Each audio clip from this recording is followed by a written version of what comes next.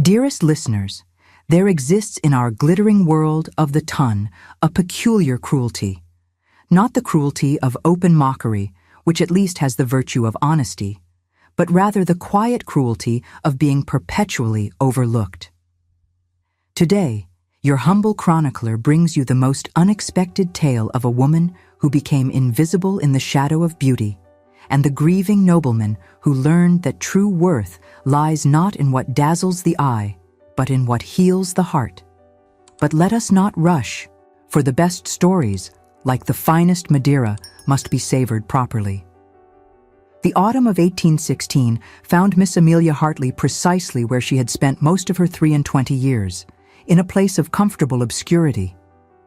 The second daughter of the late Reverend Hartley, she had long since accepted her position in the family's constellation. Neither the radiant sun that was her elder sister Lucinda, nor the delightful comet that was her younger sister Sophia, but rather a steady, unremarkable star that one might notice only on the darkest of nights. The Hartley sisters had been orphaned when Amelia was but 15, their mother succumbing to a wasting illness that no physician could name or cure. It was during those terrible months of watching her mother fade, of witnessing the helplessness of learned doctors with their bleeding and purging, that Amelia had discovered her true calling. An elderly woman from the village, dismissed by the family as a superstitious crone, had brought tisanes of willow bark and feverfew that eased her mother's pain when nothing else would. Though Mrs. Hartley had not survived, Amelia had learned something invaluable, that nature held remedies the medical profession had forgotten or never knew. In the 8 years since, whilst Lucinda perfected the art of captivating drawing rooms and Sophia mastered the pianoforte, Amelia had devoted herself to the study of medicinal herbs. She maintained an elaborate garden at the back of their modest property in Hampshire, cultivating not roses and tulips, but rather comfrey and chamomile, lavender and lemon balm.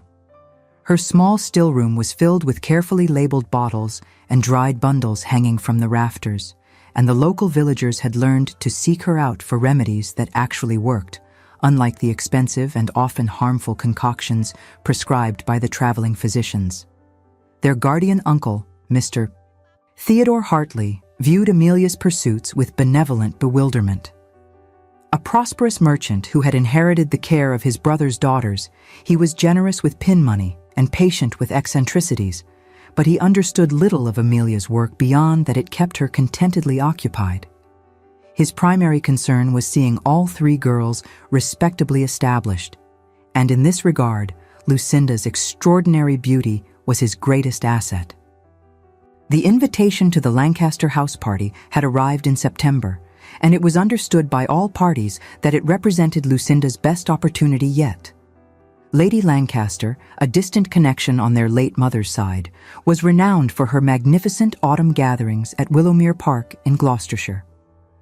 The guest list invariably included the most eligible gentlemen of the ton, and this year promised to be particularly splendid, with several titled bachelors confirmed to attend. Amelia had little expectation of the fortnight beyond the opportunity to explore Willowmere's famous gardens and perhaps discover new varieties of herbs in the countryside. She packed her plainest gowns, her notebook of herbal observations, and a small basket of remedies, for one never knew when someone might have need of a headache powder or a sleeping draught.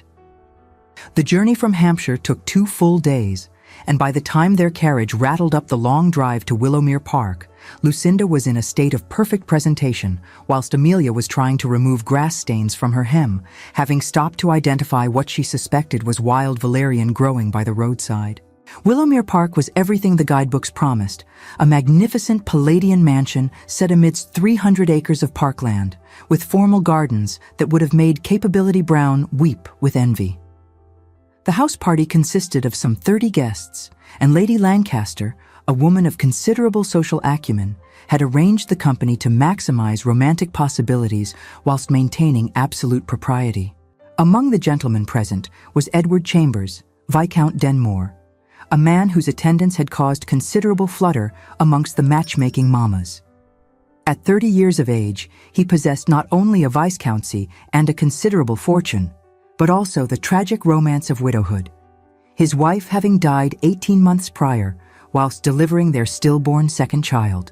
He had a daughter, Lady Charlotte, aged 5, who remained in London under the care of her grandmother whilst her father attempted this tentative return to society. Amelia first glimpsed the Viscount on the evening of their arrival during the informal gathering in the great drawing room. He stood near the marble fireplace, a glass of claret in his hand, listening with polite attention to something Mr. Pemberton Shaw was explaining with great animation. The Viscount was tall, with the sort of lean build that suggested athleticism rather than indolence, and his dark hair was touched with gray at the temples, grief's premature mark. His face held a quality of stillness, as though he were perpetually listening for something just beyond hearing. But it was his eyes that arrested Amelia's attention during that brief moment before her view was obscured by other guests. They were eyes that had looked upon sorrow and found no easy comfort there, eyes that held both exhaustion and a kind of watchful wariness. She recognized that look, for she had seen it in her own mirror during the months after her mother's death. The observation lasted mere seconds before Lucinda swept into the room like a warm breeze made visible, and every head turned to mark her entrance. Dressed in a gown of palest blue that made her golden hair seem to glow in the candlelight, Lucinda possessed that rare quality of making beauty seem effortless. Amelia watched, as she always did, with a mixture of pride and resignation as her sister became the center of attention, the sun around which the social planets orbited. Amelia herself wore a sensible gown of gray-green muslin that neither flattered nor offended, and she took her customary position near the wall, where she could observe without being observed. It was a position she had perfected over the years, this art of social invisibility. Not hiding precisely, but simply being so thoroughly unremarkable that the eyes slid past her in search of something more interesting to rest upon. The first days at Willowmere followed the immutable rhythm of high society, mornings of hunting for the gentlemen and sedate walks for the ladies, afternoons of cards and musical performances, evenings of elaborate dinners and dancing. Amidst this predictable whirl, Lucinda shone brilliantly, capturing the Viscount Denmore's attention at balls and dinners, dancing with him twice, walking with him in the gardens, making him smile that rare, precious smile that set tongues wagging with delicious speculation. Meanwhile, Amelia, true to her nature, sought refuge in Willowmere's extensive grounds, far more interested in the estate's medicinal flora than in its fauna of eligible bachelors.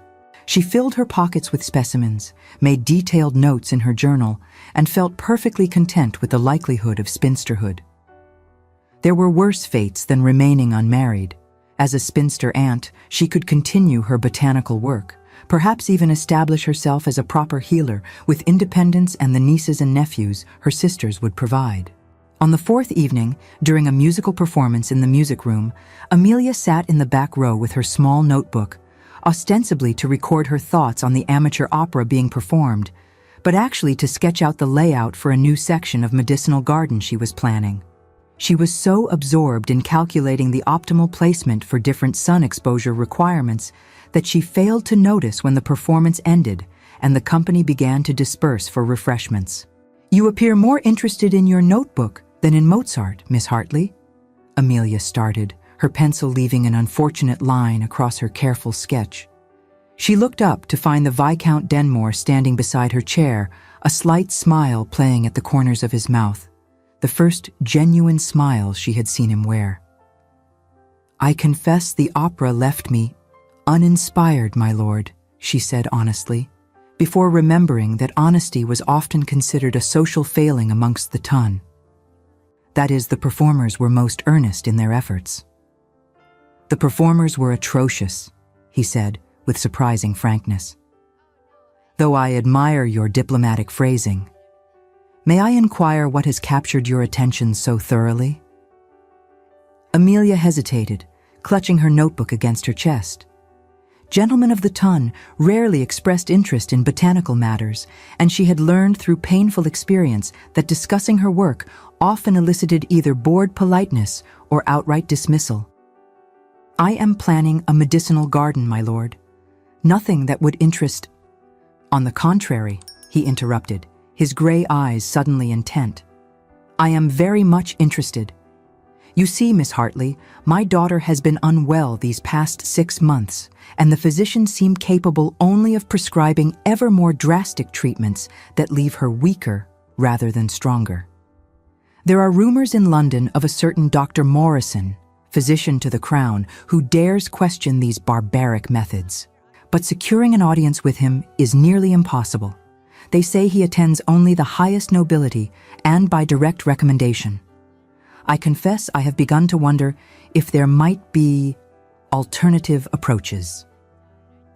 Before Amelia could respond, Lady Lancaster appeared with a rustle of silk, graciously insisting that the Viscount must not monopolize one young lady when so many others were eager for his conversation. The moment dissolved, and Lord Denmore was borne away on a tide of social obligation, but not before he cast one last curious glance over his shoulder at the notebook still pressed against Amelia's chest. She returned to her sketch, but her hand trembled slightly as she drew, and the moonwort she was attempting to render came out looking rather like a malformed mushroom. The brief exchange had unsettled her in a way she could not quite name, or perhaps did not wish to name. For what purpose could it serve to acknowledge the small flutter of hope that had lodged itself beneath her ribs? The following morning brought rain, confining the party indoors and creating a restless atmosphere amongst the guests. Amelia retreated to the library, a magnificent room lined with thousands of volumes, where she hoped to find some botanical treatises. Instead, she discovered the Viscount already there, standing before a shelf of medical texts with an expression of profound frustration. "They are all the same," he said, without preamble, not seeming at all surprised to see her. "Every volume preaches bleeding and purging, mercury and laudanum, as though the human body were an enemy to be subdued rather than a system to be supported." Amelia moved closer, examining the titles he had pulled from the shelves. Her fingers traced the spine of one particularly notorious tome. "Dr. Radcliffe's theories killed my mother," she said quietly. "Or rather, the blind application of them did. She needed gentle support, willow bark for pain, feverfew for inflammation, perhaps digitalis in careful measure for her heart. Instead, they bled her until she could barely lift her head from the pillow." The Viscount turned to her, and in his eyes she saw a recognition that went soul deep. "They are bleeding, Charlotte," he said, his voice rough. "They say it will draw out the bad humors that cause her fever. But she is 5 years old, Miss Hartley. She has no humors to spare." "Then you must stop them," Amelia said with quiet ferocity. "You are her father. You are a Viscount. They cannot proceed without your permission." "I have stopped them," he admitted. 3 weeks ago, after the last treatment left her unconscious for 6 hours. My mother was apoplectic.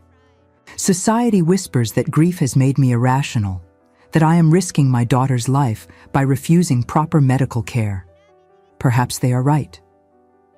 Or perhaps, Amelia said carefully, there are other forms of care that would serve her better. They looked at each other for a long moment, two people who had witnessed the failures of conventional medicine and dared to question its supremacy. Then the library door opened and several other guests entered, chattering about the weather, and the moment of connection fractured into conventional social distance. But something had begun.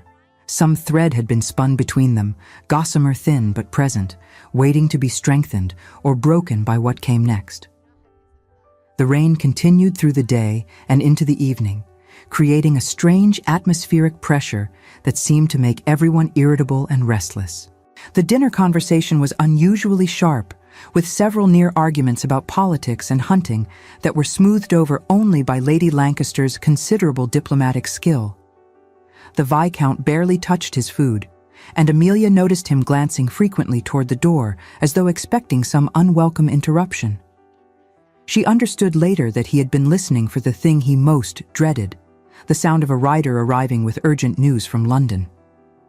The guests had retired to their chambers by 11 o'clock, the inclement weather having dampened everyone's enthusiasm for cards or dancing. Amelia was preparing for bed, brushing out her hair in the small mirror of her modest guest room, when she heard the commotion in the hallway. Raised voices, running footsteps, the kind of alarm that turns a peaceful household into barely controlled chaos. She opened her door to find servants hurrying past, with basins of water and armfuls of linens. A young footman, looking close to panic, was explaining to another guest that the Viscount's daughter had arrived unexpectedly an hour ago, brought by his mother, who was convinced the country air might help her condition. But instead of improving, the child had taken a terrible turn. The fever that had plagued her for months had spiked dangerously, and now she lay in convulsions whilst two physicians who happened to be among the house party guests argued over whether to bleed her or administer mercury. Amelia did not pause to think. She ran back to her room, grabbed her basket of remedies, and made her way through the confusion to the room where a circle of concerned guests had gathered outside the door, speaking in hushed, horrified whispers about poor Lord Denmore and his cursed luck, losing both wife and daughter to illness. She pushed through them without apology, opened the door, and slipped inside before anyone could stop her. The scene within would haunt her memory for years to come. The small girl, Lady Charlotte, lay on the bed, her body rigid with fever, her skin blazing and dry to the touch. The two physicians stood on either side, one preparing to open a vein, whilst the other mixed a mercury compound. The child's grandmother, Dowager Viscountess Denmore, sat in a chair looking grey with fear and exhaustion from the journey. And Lord Denmore stood at the foot of the bed, his hands gripping the bedpost so tightly his knuckles had gone white, his face a mask of barely controlled anguish. "Stop," Amelia said, her voice cutting through the room with unexpected authority. The physicians turned to her with affronted surprise. "Young woman, this is no place for—" "I said stop!" She moved to the bedside, placed her hand against Charlotte's forehead, then checked the pulse at her throat. The child's heartbeat was racing far too fast, and her skin was dangerously overheated. "If you bleed her now, you will kill her. If you give her mercury in this state, you will kill her. Move aside." "Lord Denmore," one physician sputtered, "surely you will not allow this girl to interfere with proper medical treatment." "Get out!" The Viscount's voice was absolutely level, absolutely cold. "Both of you, now!" The physicians departed with affronted dignity, muttering about lawsuits and professional responsibility. The dowager started to protest, but something in her son's face made her hold her tongue. She remained in her chair, watching with exhausted wariness as this unremarkable girl began to work. Amelia moved with swift efficiency, her years of practical experience taking over. From her basket, she withdrew a bottle of willow bark tincture, another of feverfew, and a third of passion flower extract. She mixed them in precise proportions with water from the basin, tested the temperature on her own wrist, then gently lifted Charlotte's head and coaxed the liquid between the child's lips, a few drops at a time. "What are you giving her?" The dowager's voice was sharp with fear. "Willow bark to reduce the fever, feverfew to calm the inflammation, passion flower to ease the convulsions," Amelia explained, her voice steady despite her own anxiety. "They are gentle remedies, my lady. They will not cure her, but they will support her body's own attempt to heal itself."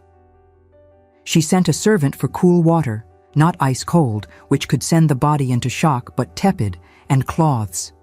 For the next hour, she worked steadily, sponging Charlotte's burning skin, administering small doses of the tincture at regular intervals, speaking quietly to the child even though she seemed unconscious, telling her stories about gardens and flowers and the way spring always follows winter. Lord Denmore never left the bedside. He watched Amelia's every movement with an intensity that would have made her self-conscious under other circumstances, but she was too focused on her small patient to pay it much mind. Occasionally, she gave him tasks. Hold the child thus, support her head so, press this cool cloth to her pulse points, and he obeyed without question, his large hands surprisingly gentle. Somewhere past 2 a.m, Charlotte's fever broke. The change was not dramatic, no miracle moment of eyes flying open and recovery complete. Instead, her racing heart began to slow, her rigid muscles began to relax, and the terrible heat began to subside into something closer to normal warmth. She slipped from the strange unconsciousness of severe fever into actual sleep, her breathing evening out, one small hand curling loosely in the sheets. Amelia sat back, suddenly aware that her own dress was soaked with perspiration and water. Her hair had come completely loose from its braid, and she was trembling with exhaustion and relief. The dowager had fallen asleep in her chair. Lord Denmore remained kneeling beside the bed, one hand resting near his daughter's head, his eyes closed. "You should rest, my lord," Amelia said softly. "She will need careful watching for the next few days, but the crisis has passed." He opened his eyes and looked at her, and what she saw there made her breath catch. It was not mere gratitude, though that was present. It was something deeper, rawer, a kind of profound recognition, as though he were seeing her clearly for the first time, seeing not just what she had done, but what she was. "You saved her life," he said, his voice hoarse. "I gave her body the support it needed to save itself," Amelia corrected. "The fever would have burned itself out eventually, though perhaps not before causing permanent damage. I simply helped." "No." He reached out and caught her hand, holding it in both of his. His hands were warm, slightly calloused from riding, and they trembled faintly. "You did far more than help. You did what I could not, what the learned physicians could not. You saw what she needed, and you provided it, without hesitation, without doubt. You saved my daughter, Miss Hartley. You saved the only family I have left." Amelia withdrew her hand gently, uncomfortable with the intensity of his emotion, with the way it made something in her own chest tighten and ache. "I am glad I could be of service, my lord. I should go now. It would not be proper for me to remain here now that the emergency has passed." She gathered her basket and moved toward the door, but his voice stopped her. "Will you come tomorrow? To check on her? Please." She turned back and saw that the formidable Viscount, the man who commanded respect in the House of Lords and managed one of the largest estates in England, was asking her, begging her, with his whole heart visible in his eyes. "Of course," she said quietly. "I will come in the morning." As she slipped back to her own room through the now quiet corridors, Amelia tried to quiet the dangerous feelings rising in her chest. She had done what any skilled healer would do, she told herself. There was nothing more to it than that. The Viscount was grateful, as any father would be. His hand holding hers had been merely an expression of that gratitude. But her heart knew better. Her heart recognized something that her practical mind refused to acknowledge, that in that overheated sick room, with a child's life hanging in the balance, something profound had shifted between them. Some barrier had fallen, some truth had been revealed, and there would be no returning to the careful distance of polite society. She did not sleep that night. Instead, she sat by her window and watched the rain finally cease, watched the clouds begin to break apart to reveal stars, and tried not to think about the way his hands had trembled when he held hers, or the way his eyes had looked at her as though she were something miraculous. Tried and failed entirely. The news of Lady Charlotte's miraculous recovery spread through Willowmere Park before breakfast was served. The story had been inevitably embroidered in the telling. Some guests claimed the child had been at death's door, others that both physicians had pronounced her beyond help, and nearly everyone expressed amazement that Miss Hartley, the middle sister, the quiet one, the one nobody really noticed, had somehow effected this remarkable cure. Amelia found herself the subject of unprecedented attention at breakfast, though it was the uncomfortable sort that came with curiosity rather than genuine interest. The other young ladies looked at her with newfound assessment, as though trying to determine what this accomplishment might mean for the social hierarchy they had carefully established. The gentlemen spoke to her with confused politeness, uncertain whether healing arts were an accomplishment to be admired or a peculiarity to be overlooked. Only Lucinda seemed genuinely delighted, embracing her sister and declaring proudly to anyone who would listen that Amelia had always possessed remarkable gifts with medicinal herbs. But even Lucinda's enthusiasm carried a certain patronizing quality, as though Amelia's achievement were charming, but ultimately not quite in the same sphere as beauty or musical talent. Lord Denmore did not appear at breakfast. According to Lady Lancaster, he was remaining with his daughter, who, though much improved, still required rest and observation.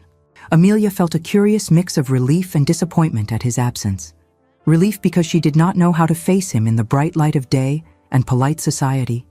Disappointment for reasons she refused to examine too closely. She kept her promise and visited Charlotte's sick room mid-morning. The Dowager Viscountess admitted her with stiff courtesy, though her eyes held a complex mixture of gratitude and something that looked almost like resentment. Charlotte was awake, propped up on pillows, still pale, but miraculously free of fever. She was a delicate child with her father's gray eyes and fine dark hair, and she watched Amelia's approach with solemn curiosity. "Are you the herb lady?" Charlotte asked, in a voice that was thread-thin from exhaustion. "I suppose I am," Amelia said, smiling as she checked the child's pulse and temperature. "How are you feeling this morning, Lady Charlotte?" "Tired, but not hot anymore." The hot was horrible. It made everything look wrong and sound strange. Amelia prepared another dose of the willow bark mixture, this one milder since the acute crisis had passed. As she worked, she was acutely conscious of Lord Denmore standing near the window, watching her with that same intense attention he had shown the previous night. In daylight, she could see the exhaustion written in the shadows beneath his eyes, the haggard quality of a man who had not slept. "She should continue with small doses of this 3 times daily for the next week," Amelia explained to the Dowager, carefully not looking at the Viscount. "Light foods only, broths, toast, perhaps a little chicken. No rich meats or heavy sauces. She needs rest above all, but short walks in fresh air will help rebuild her strength." "We are in your debt, Miss Hartley," the Dowager said formally, though her tone suggested she found this fact uncomfortable. "There is no debt, my lady. I am simply glad I could help." She left before the Viscount could speak, though she felt his gaze following her from the room. The house party continued, though its character had shifted subtly. The rain had cleared, revealing a brilliant autumn day, perfect for outdoor pursuits. The gentlemen organized a riding party to view the ruins of an old abbey some miles distant, whilst the ladies planned an excursion to the village to visit the lending library and milliner's shop. Amelia begged off both activities, claiming a headache. In truth, she wanted nothing more than to walk alone in the gardens and try to sort through the confused tangle of her thoughts. She had saved a child's life. She should have felt satisfaction, pride even. Instead, she felt unsettled, as though the ground beneath her feet had shifted and she could not find her balance. She was examining a bed of late-blooming autumn crocuses, making notes about their medicinal properties, when she heard footsteps on the gravel path behind her. She knew without turning who it was. Some instinct warned her even before his shadow fell across her notebook. "Miss Hartley, I hoped I might find you here." She turned to face Lord Denmore, who had apparently declined to join the gentleman's excursion. He looked better than he had that morning. He had slept a few hours at his mother's insistence and changed his clothes, but there was still a tautness about him, a quality of barely restrained emotion. "How is Lady Charlotte?" she asked, because it was the safe question, the proper question. Asking for stories and demanding to know when she can see the gardens, which is to say, very much improved thanks to your intervention. He paused, seeming to struggle with words. "I wanted to speak with you properly, without my mother present or servants hovering. I wanted to thank you. Please, my lord, there is no need. There is every need," he said with sudden intensity. "You cannot comprehend what you have given back to me. Charlotte she is everything. After my wife died, after we lost the baby, I thought I would drown in grief. Charlotte was the only light left in my world, the only reason to continue. When she fell ill and no one could help her, when I watched her growing weaker whilst learned physicians prescribed treatments that seemed designed to torment rather than heal." He stopped, visibly collecting himself. "You gave me hope, Miss Hartley. You showed me that there are other ways of seeing, other approaches to healing. You treated my daughter as a whole person rather than a collection of symptoms to be suppressed." Amelia found herself unable to look away from his face, from the raw honesty in his expression. "I did only what I have learned to do, my lord, what I have studied for years. It is no great miracle." "It is to me," he said simply. They stood in the autumn garden, surrounded by the gentle rustling of falling leaves, and something passed between them, some current of understanding and connection that went beyond words. Amelia felt it in her bones, in her heart, in the suddenly unsteady rhythm of her breathing. For a moment, just a moment, she allowed herself to imagine that this remarkable man might see her as something other than a useful healer, that the way he looked at her might mean, "There you are, Lord Denmore. We have been searching everywhere for you." The moment shattered as Lucinda appeared on the path, radiant in a walking dress of jonquil yellow, accompanied by two of the other young ladies and a harried-looking chaperone. She smiled brilliantly at the Viscount, then seemed to notice Amelia for the first time. "Oh, and Amelia too! How fortunate! We are organizing an impromptu archery contest. You must both join us." "Lord Denmore, I simply insist. You cannot spend the entire party in sick rooms and gardens. Your daughter is on the mend, and you deserve some amusement." The Viscount cast one last look at Amelia, something regretful in his eyes, then allowed himself to be drawn away by Lucinda's irresistible enthusiasm. Amelia watched them go, watched her sister loop her hand through his arm with easy confidence, watched the way the other ladies arranged themselves around him like petals around a flower's center. She returned to her crocuses, but the notes she made were illegible, her hand shaking too much to write clearly. Over the following days, a pattern established itself. Lord Denmore spent his mornings with Charlotte, who was recovering rapidly under Amelia's continued care. But his afternoons and evenings were increasingly claimed by Lucinda, who had apparently decided that the Viscount was the prize of the house party and meant to secure him. She walked with him in the gardens, rode with him when Charlotte's health allowed him to join the riding parties, sat beside him at dinner, and charmed him with witty conversation and luminous smiles. And to Amelia's growing dismay, the Viscount seemed receptive to these attentions. He smiled at Lucinda's jokes, partnered her for dances, engaged in animated conversation about literature and music. Yet the astute observer, had anyone been watching closely, would have noted how his eyes would drift during these encounters, scanning drawing rooms and gardens as though searching for something just beyond his immediate companion.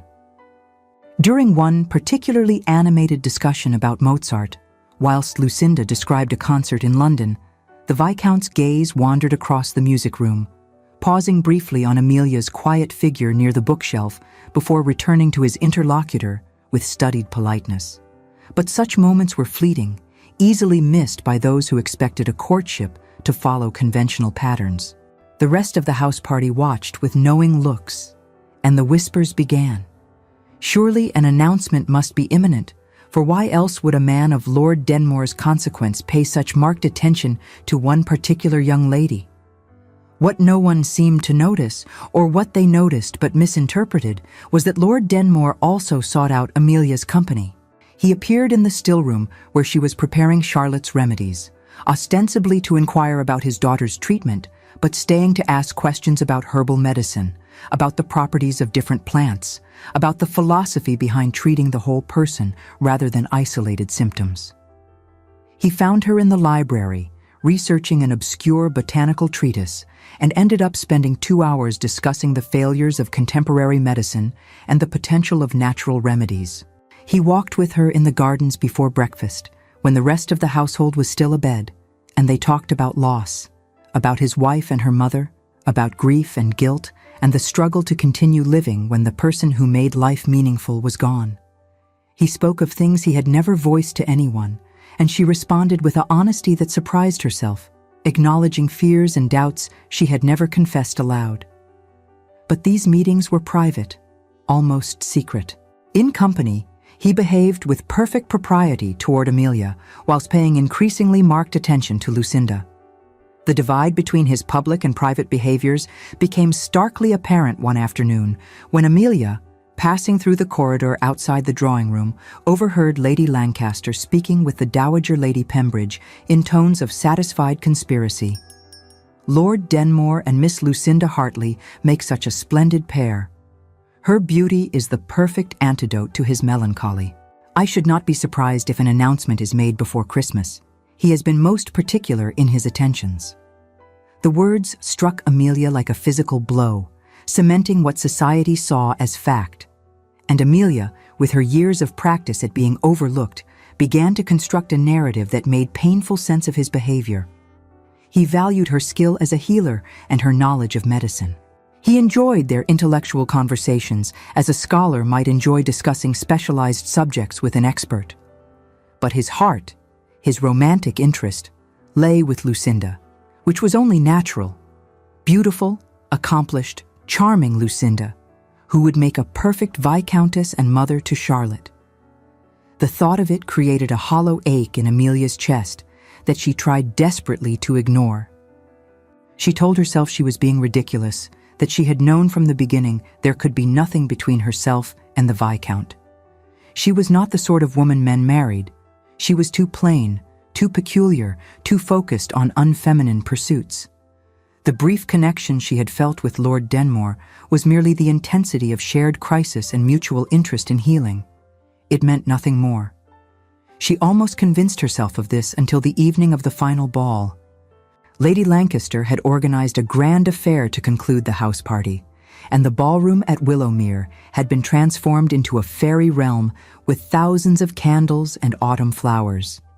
Amelia wore her best gown, a simple creation in dark green that did nothing remarkable for her complexion but at least fit properly, and took her usual position near the wall, prepared to watch Lucinda dance the night away in triumph. Lord Denmore opened the ball with Lucinda, as protocol demanded for the gentleman paying court to a particular lady. They made a striking couple, Amelia had to admit. His dark elegance and her golden beauty perfectly complemented. As she watched them move through the figures of the dance, watched Lucinda laugh at something he said, watched the way other guests smiled knowingly at the pair, Amelia felt the fan in her hand begin to tremble. She closed it with a sharp snap, the sound lost in the music, and knew she needed air before the facade of calm she wore, like a second skin, shattered completely. She slipped out of the ballroom, through the French doors onto the terrace, needing darkness and solitude. The night was clear and cold, stars brilliant overhead, and she wrapped her arms around herself against the chill, trying to compose her features before anyone noticed her absence. "Miss Hartley?" She turned to find the Viscount standing in the doorway, backlit by the golden glow of the ballroom. He stepped onto the terrace, closing the door behind him, muting the music to a distant waltz. "Are you unwell? I saw you leave." "I am perfectly well, my lord," she said, forcing brightness into her voice. "Simply needed a moment of quiet. You should return to the ball. I believe Miss Lancaster wished to partner you for the next set, and my sister—" "Confound the next set," he said with sudden vehemence. "Confound all these ridiculous social games. Miss Hartley, Amelia, these past days talking with you, learning from you, I have begun to hope." He took a step closer, and Amelia's heart began to race with something that felt dangerously like hope. In the starlight, his face was all plains and shadows, his eyes dark and intent. "I know this is hardly the time or place, but I find I cannot wait any longer. These weeks at Willowmere have shown me something I did not expect to find." "Happiness," Amelia interrupted, her voice strangled. "Of course you have found happiness, my lord. My sister is everything wonderful. She will make you an excellent wife and a kind mother to Charlotte. I know you must be eager to secure the arrangement before we all depart tomorrow. I hope you will allow me to be among the first to congratulate you both." Lord Denmore stared at her as though she had begun speaking in Sanskrit. "Your sister? Miss Hartley, I believe there has been a profound misunderstanding." "There is no misunderstanding, my lord. Amelia said, feeling tears threaten and absolutely refusing to allow them to fall. I have eyes. I have watched you court Lucinda these past 10 days. Every walk in the gardens, every dance, every charming conversation. The entire household speaks of nothing else. I think it is wonderful. Truly, I do. Lucinda deserves every happiness, and you deserve a fresh start with someone who can bring light back into your life. You think I have been courting your sister, he said slowly, as though testing each word. You believe that my attentions have been directed toward Miss Lucinda Hartley. Everyone believes it, my lord. And why should they not? She is beautiful, accomplished, everything a viscount could want in a wife. I hope you will both be very happy. The words tasted like ashes in her mouth, but she forced them out. When you make your formal offer tomorrow, I shall be honored to stand as witness to her joy, and I shall be equally honored to continue serving as Charlotte's healer, if you wish it. I would never let our friendship interfere with her care. She could not read his expression in the darkness, could not interpret the quality of his silence. After a moment, he bowed stiffly. I see I have been laboring under a considerable misapprehension. I apologize for disturbing your evening, Miss Hartley. I shall leave you to your contemplations. He returned to the ballroom, and Amelia sank down onto the cold stone bench, pressing her hands against her face. She had done the right thing, the practical thing. She had saved them both from an embarrassing scene. She had preserved her dignity and his, had prevented him from saying something in the heat of emotion that he might regret in the morning's clearer light. So why did doing the right thing feel so devastatingly, irretrievably wrong? The house party concluded the following afternoon with effusive farewells and promises to meet again in London for the season. Lord Denmore departed early, taking his mother and daughter back to town before most of the other guests had finished breakfast. He left a brief, formal note thanking Lady Lancaster for her hospitality and expressing his gratitude to Miss Amelia Hartley for her excellent care of his daughter, along with a generous sum to cover the cost of the remedies she had provided. The note was everything proper and nothing personal. Amelia folded it carefully and placed it in her journal, where it lay like a pressed flower, beautiful and dead. The journey back to Hampshire was tense. Lucinda, rather than confused, seemed genuinely irritated. As their carriage rolled through the autumn countryside, she turned to Amelia with uncharacteristic sharpness. He barely looked at me this morning, Amelia, after spending days at my side, walking and dancing and conversing. What was it you said to him on that terrace to make him flee like a startled horse? The accusation hung in the air between them, born of wounded pride and genuine bewilderment. Amelia, dying inside with her own pain, made appropriate apologetic noises, claiming she had merely wished him well in his future courtship. Lucinda subsided into silence, staring out the window with a frown that gradually softened into something more thoughtful, though she said nothing more on the subject for the remainder of the journey. The weeks that followed were uniquely torturous. Autumn deepened into early winter, and Amelia threw herself into her work with desperate intensity. She expanded her stillroom, experimented with new tinctures, worked in the garden until her hands were numb with cold. Anything to avoid thinking about gray eyes and trembling hands and conversations in misty gardens. But escape proved impossible. Letters arrived from London with disturbing regularity, bearing news of Lord Denmore's activities in society. He had taken a house for the season. He was seen at various social functions. His mother, the Dowager Viscountess, had been heard expressing satisfaction that her son was finally emerging from mourning and considering matrimony again. But he did not call upon the Hartley household. He did not write to Lucinda or request permission to court her. He seemed to have vanished from their lives as completely as though the weeks at Willowmere had never happened. Amelia told herself she was glad. She had done what was necessary, had recognized reality, and acted accordingly. If there was a hollow place in her chest where hope had briefly bloomed, well, she had decades of practice at ignoring such things. Christmas came and went in quiet celebration. Uncle Theodore gave them each a generous gift of pin money and expressed satisfaction at how well the house party had gone, even if it had not yet resulted in any formal offers. "There was always the spring season," he said cheerfully. Plenty of time for Lucinda to secure a good match. Lucinda herself seemed less certain. She had received several offers from gentlemen of respectable fortune, but she had gently declined them all, claiming she did not feel quite ready. When pressed, she admitted to Amelia in a private moment that she kept thinking of Lord Denmore, of how he had looked at Amelia in the sick room that night, of how he had sought her sister's company despite Lucinda's best efforts to capture his attention. "I think," Lucinda said slowly, with more perception than she usually showed, "that I may have been pursuing a gentleman whose heart was already engaged elsewhere. I think we both were pursuing him, in our different ways, and neither of us understood what the other was doing."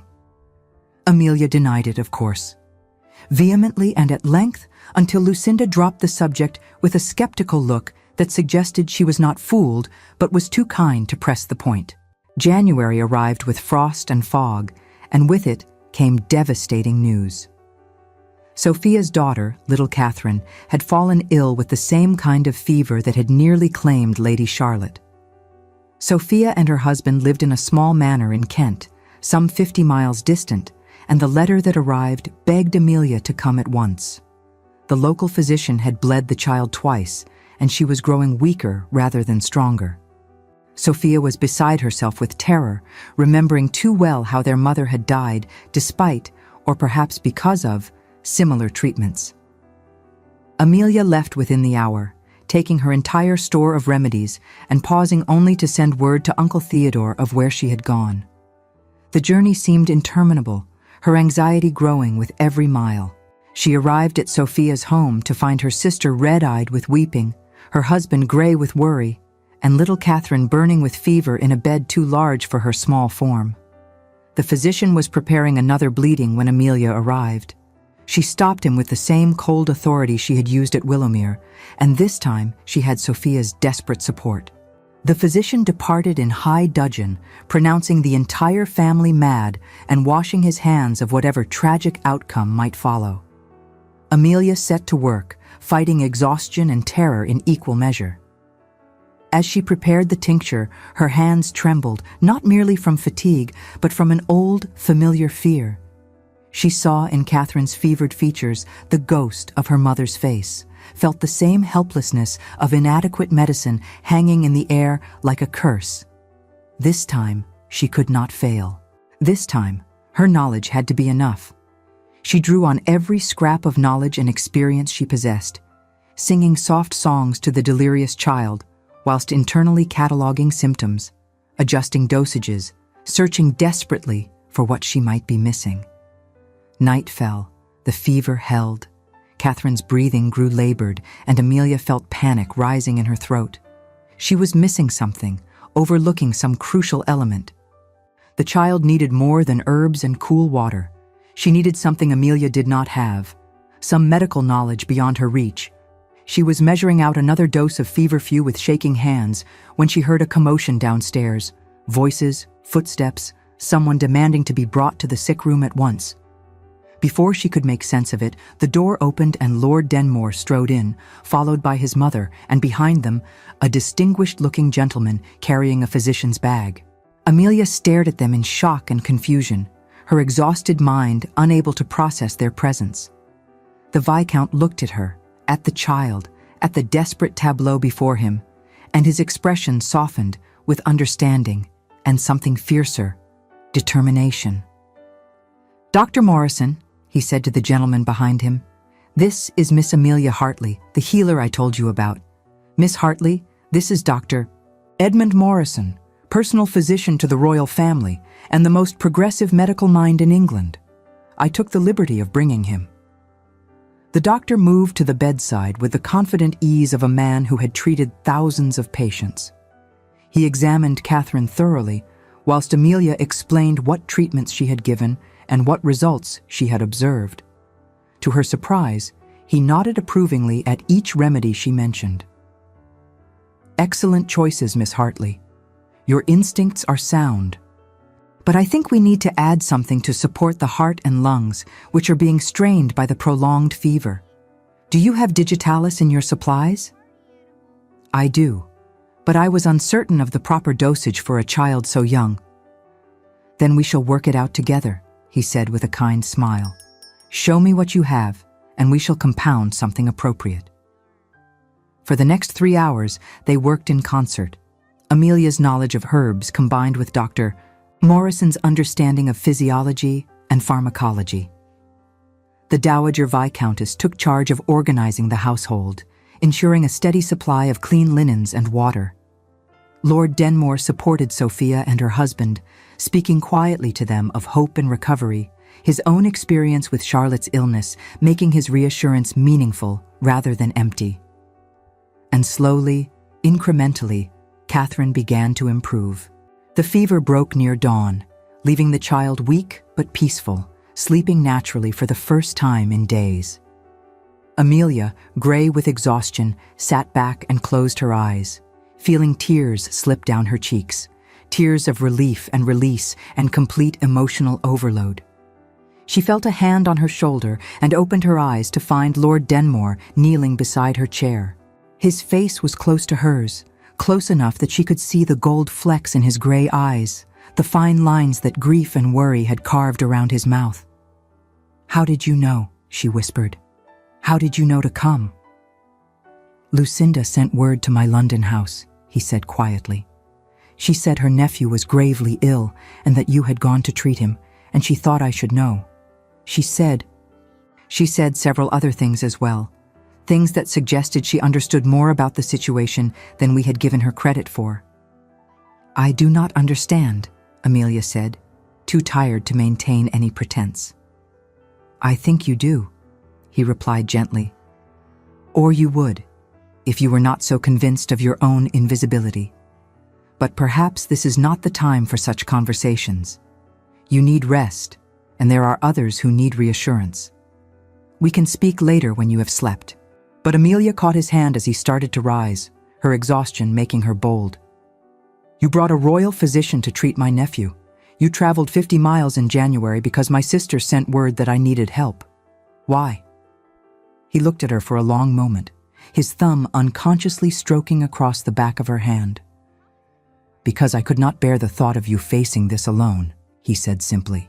"Because the idea of you exhausting yourself in a hopeless cause when I had the means to help was intolerable to me.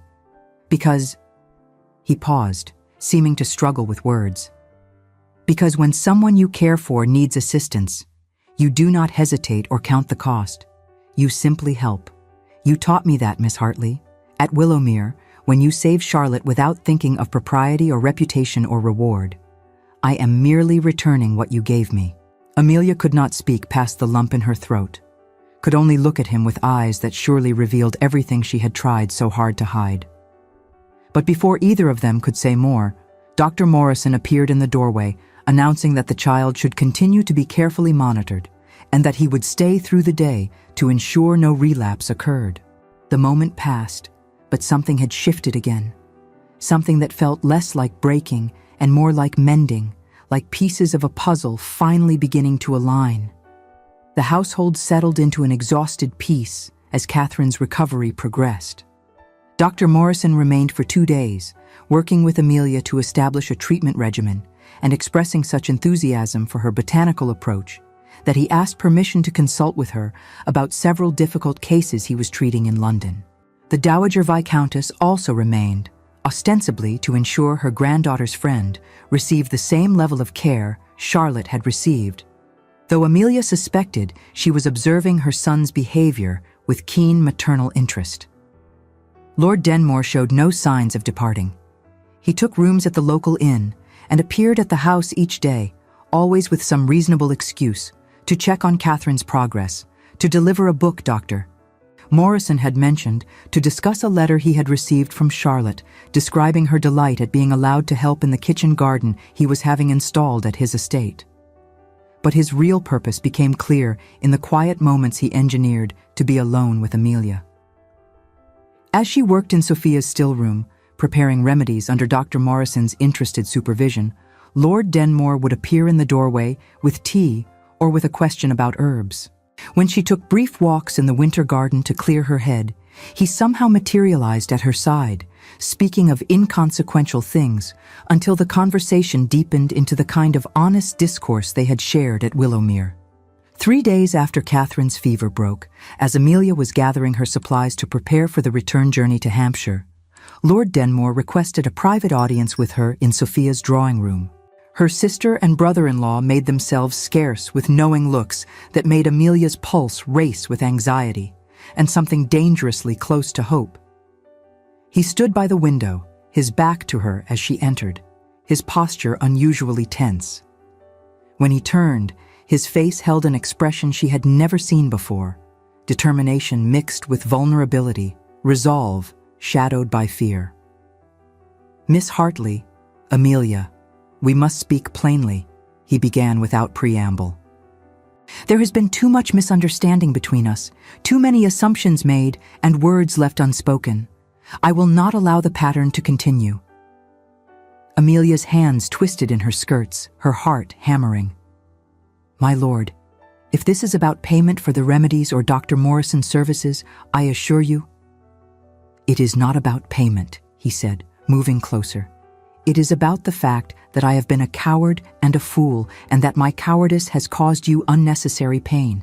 It is about the fact that at Willowmere, on the terrace, you interrupted me before I could speak the truth. You assumed I wished to court your sister, when in reality—" He paused, seeming to gather courage. "When in reality, it is you I have been courting. It is you I have been trying, badly I now realize, to woo." Amelia stared at him, her mind refusing to process his words. "But you walked with Lucinda. You danced with her, sat beside her at dinner, paid her every attention." "I was being a damned fool," he said bluntly. "Your pardon for the language, but there is no other word for it. I thought, idiotically, that if I appeared to court your sister whilst having private conversations with you, I was somehow protecting your reputation. That society would think any attention I paid you was merely polite interest in my daughter's healer, whilst my true intentions remained properly directed toward the acknowledged beauty of the family. I thought I was being clever, giving us time to know each other without subjecting you to speculation and gossip." He laughed bitterly. "Instead, I convinced you that you were invisible to me, that whatever connection existed between us was merely intellectual appreciation. I am an idiot." "You are not an idiot," Amelia said faintly, her world tilting on its axis. "You are a Viscount who could have anyone, who should want someone beautiful and accomplished, and—" "I want someone who sees the world differently than everyone else," he interrupted. "Someone who trusts in nature's wisdom rather than blindly following convention. Someone who saved my daughter's life with herbs and compassion when learned physicians were ready to bleed her to death. Someone who spent 3 days fighting to save her nephew without thought for her own exhaustion. Someone who makes me think and argue and question, who looks at me as though I were simply Edward rather than Lord Denmore." He took her hands in his, and this time she did not pull away. "I want someone who understands loss and has learned to live with it rather than being destroyed by it. Someone who has been overlooked her entire life but never let it diminish her worth or her work. Someone who, quite frankly, terrifies me because my feelings for her are so overwhelming that I have been clumsy and foolish in trying to express them." "I am not beautiful like Lucinda," Amelia whispered, the old fear rising. "You are beautiful to me," he said firmly. "Your beauty is in the concentration on your face when you work, in the gentleness of your hands when you treat the sick, in the fierce intelligence in your eyes when you speak of things you are passionate about. Your beauty is unconventional, yes, but it is real and deep and lasting. It is the kind of beauty that grows richer with knowing rather than fading with familiarity." Tears were spilling down Amelia's cheeks now. Years of feeling invisible and unnecessary, cracking apart under the force of his words. But what would society say? A Viscount marrying the peculiar middle sister, the one who spends her time with herbs rather than accomplishments? Society may say what it wishes, he replied. I have learned through bitter experience that society's opinions matter far less than the people we love. When my wife died and society prescribed a year of formal mourning, followed by a prudent remarriage to ensure Charlotte had a mother, they did not account for grief or guilt or the weight of continuing to live when someone you loved is gone. You understood those things. You never once told me how I should feel or when I should be over it. You simply saw me. That kind of understanding is worth more than 1,000 perfect curtsies or accomplished piano performances. He released one of her hands to reach into his coat pocket, withdrawing a folded paper. I had intended to wait until you had rested, until circumstances were more appropriate. But waiting has caused us nothing but trouble thus far. This is a contract with the most respected architectural firm in London. I have commissioned them to design and build a complete botanical research facility on my estate in Derbyshire. Greenhouses, a laboratory, a library, everything you would need to continue your work on a proper scale. I want you to have a place where you can study and experiment and develop treatments that could help not just individuals, but potentially change how medicine is practiced in this country. Amelia looked at the papers, at the detailed sketches of elegant glass structures and rooms lined with shelves, and something inside her broke open. You did this for me? I did this for us, he corrected. I am not so foolish as to think I can simply take you away from your work or ask you to abandon your calling for my sake. I want to be part of your work. I want Charlotte to grow up learning that women can be healers and scientists, that there are paths beyond drawing rooms and dance floors. He paused, his voice roughening. I want to build a life with you that honors both of us, that makes room for your gift while giving me the privilege of supporting it. Edward, she whispered, using his name for the first time. Amelia, he answered. Will you marry me? Will you be Charlotte's mother and my wife and continue your healing work? Will you help me establish a clinic where the poor can receive treatment without payment, where your methods can be taught to others? Will you take a chance on a grieving widower who loves you so much he has bungled everything but cannot imagine a future that does not include you? She looked at him, really looked at him, and saw what she should have seen all along, the way his eyes softened when they rested on her, the careful attention he paid to everything she said, the way he had brought a royal physician not for glory or display, but simply because she needed help and he had the means to provide it. The greenhouse plans he had commissioned without any certainty she would accept him, simply because he wanted her to have what she needed to thrive. Yes, she said, the word escaping on a sob of relief and joy.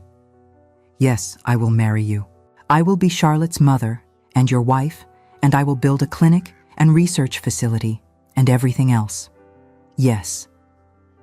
He pulled her into his arms then, holding her as though she were infinitely precious, and Amelia felt years of invisibility and doubt dissolve in the warmth of his embrace.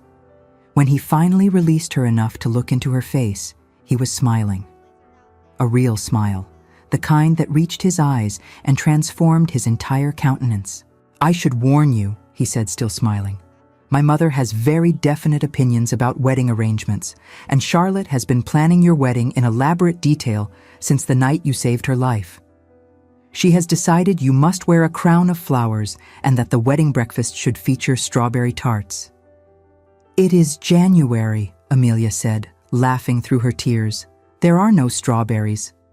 Then we shall have to wait until spring, he replied, which is probably wise in any case, as I would prefer to be certain your family approves and that we observe at least minimal propriety. Though I confess I would marry you tomorrow in the parish church with no one but Charlotte and your sisters present if you would have me. Spring, Amelia agreed, but not too late in spring. Perhaps April? April, he confirmed, and then he kissed her, gently at first, as though she might break, then more deeply as she responded with all the pent-up emotion of weeks of misunderstanding and longing. When they finally emerged from the drawing room, They found Sophia and her husband, attempting to look as though they had not been hovering in the hallway, and both burst into delighted congratulations. Dr. Morrison, preparing to depart for London, expressed his pleasure at the news and reiterated his invitation for Amelia to consult on difficult cases. Even the Dowager Viscountess, when informed, unbent enough to embrace Amelia and admit that she had suspected her son's true feelings from the beginning, and was pleased he had finally shown some sense in expressing them. Only one person's reaction remained uncertain: Lucinda. The return journey to Hampshire took place 2 days later, with Lord Denmore and his mother traveling as escorts to ensure propriety. The Viscount had formally requested Uncle Theodore's permission to court Amelia, and that gentleman, bewildered but pleased, had given his blessing with the caveat that a proper engagement period be observed. Amelia spent the journey in a state of bemused happiness, unable to quite believe that her life had transformed so completely. But her joy was shadowed by one remaining anxiety: Lucinda's reaction. They arrived at the Hartley house in late afternoon, and Amelia found Lucinda in the drawing room, working on an embroidery project with unusual intensity. She looked up as Amelia entered, and for a moment her expression was unreadable. Then she set aside her needlework and smiled, a smile that seemed to carry equal parts amusement and relief. "So," Lucinda said without preamble, "he finally told you the truth, did he? Thank heavens. I was beginning to think I would have to spell it out for both of you with alphabet blocks." Amelia blinked. "You knew?" "My dear Amelia," Lucinda said with affectionate exasperation, "I may favor drawing rooms over herb gardens, but I am not entirely empty-headed. Of course I knew. The man could not stop looking at you at Willowmere. Every conversation we had inevitably circled back to your remarkable skills or interesting perspectives. I saw how he looked at you in Charlotte's sick room that night, and I realized I was being courted by a man whose heart was already engaged elsewhere." She pulled back to look at Amelia seriously. "And to be entirely honest, Amelia, I felt a certain relief. The idea of being Viscountess to a man so intense was rather daunting. He and his daughter deserve someone who can speak their language of healing and loss and all those weighty subjects. I shine in ballrooms, not in debates about life and death. You and he speak the same language. I would have been merely an inadequate translator between two souls meant to converse directly."